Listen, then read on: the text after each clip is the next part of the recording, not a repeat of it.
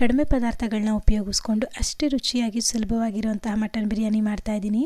Mixer ಜಾರ್ಗೆ ಒಂದು ಹಿಡಿ ಆಗುವಷ್ಟು ಬೆಳ್ಳುಳ್ಳಿ, ಹಾಗೆ ಸ್ವಲ್ಪ ಶುಂಠಿ, ಖಾರಕ್ಕೆ ಎಷ್ಟು ಬೇಕಾಗುತ್ತೆ ಅಷ್ಟು ಹಸಿಮೆಣಸಿನ್ಕಾಯಿ, ಹಾಗೆ ಒಂದು ಹಿಡಿ ಆಗುವಷ್ಟು ಕೊತ್ತಂಬರಿ ಸೊಪ್ಪು, ಒಂದು ಹಿಡಿ ಆಗುವಷ್ಟು ಪುದೀನ ಸೊಪ್ಪನ್ನು ಹಾಕಿ ಸ್ವಲ್ಪ ನೀರನ್ನು ಸೇರಿಸ್ಕೊಂಡು ಇದನ್ನು ನುಣ್ಣಗೆ ಪೇಸ್ಟ್ ಮಾಡ್ಕೋಬೇಕು. ನಂತರ ಕುಕ್ಕರ್ ಇಟ್ಕೊಂಡು 2 ಸ್ಪೂನ್ ಆಗುವಷ್ಟು ಎಣ್ಣೆ, ತೊಳೆದಿಟ್ಟಿದ್ದಂತಹ ಮಟನ್ನ ಹಾಕಿ ಸ್ವಲ್ಪ ಅರಿಶಿನ ಪುಡಿನ ಸೇರಿಸ್ಕೊಂಡು ಅದರಲ್ಲಿರುವಂತಹ ನೀರೆಲ್ಲ ಕಂಪ್ಲೀಟಾಗಿ ಡ್ರೈ ಆಗೋವರೆಗೂ ಫ್ರೈ ಮಾಡಿ, ನಂತರ 2 ಲೋಟ ಆಗುವಷ್ಟು ನೀರನ್ನು ಸೇರಿಸಿ ಸ್ವಲ್ಪ ಉಪ್ಪನ್ನು ಹಾಕ್ಕೊಂಡು 4 ವಿಷಲ್ ಬರೋವರೆಗೂ ಕೂಗಿಸ್ಕೋಬೇಕು. ನಂತರ ಬಿರಿಯಾನಿ ಪಾಟ್ಗೆ ಎಣ್ಣೆ, ತುಪ್ಪ, ಎಲ್ಲ ಬಿರಿಯಾನಿ ಮಸಾಲಗಳು, ಈರುಳ್ಳಿನ ಹಾಕಿ ಫ್ರೈ ಮಾಡಿಕೊಂಡು ಟೊಮೆಟೊನ ಹಾಕಿ ಮೆತ್ತಗಾಗೋವರೆಗೂ ಫ್ರೈ ಮಾಡಿ ರುಬ್ಬಿಟ್ಟಿದ್ದಂತಹ ಮಸಾಲೆನ ಹಾಕಿ ಫ್ರೈ ಮಾಡ್ಕೊಳ್ತಿದ್ದೀನಿ.